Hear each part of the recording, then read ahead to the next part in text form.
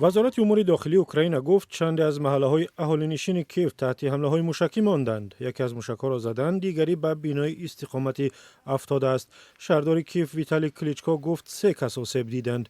در اوکراین جلبی سراسری به ارتش اعلان شد. نخست وزیر دنیس شمیگل گفت نیروهای روسیه نیروگاه اتمی چرنوبیل را تحت کنترل گرفتند.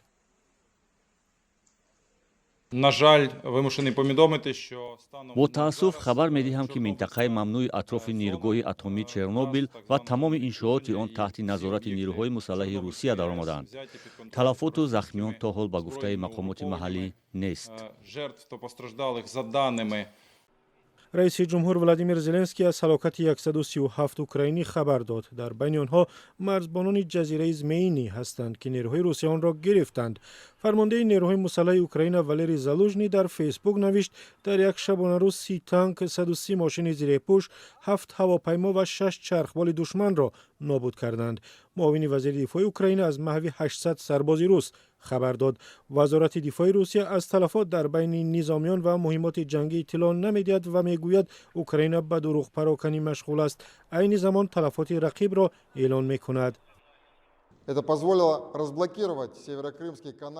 дар маҷмӯъ дар натиҷаи зарбаҳои нироҳои мусаллаҳ 83 иншооти низомии Украина вайрон шуд. аз рӯзи оғози амалиёти махсуси низомӣ 2 ҳавопаймои Су-27 ва Су-24, 1 чархбол, 4 ҳавопаймои бесарнишини байрақдори нироҳои мусаллаҳи Украина маҳв шуд. ولادیمیر پوتین روز پنجشنبه در ملاقات با حلقه‌های صاحبکاری روسیه گفت بغیر از فرستادن نیروها به اوکراین علاج دیگری نداشت.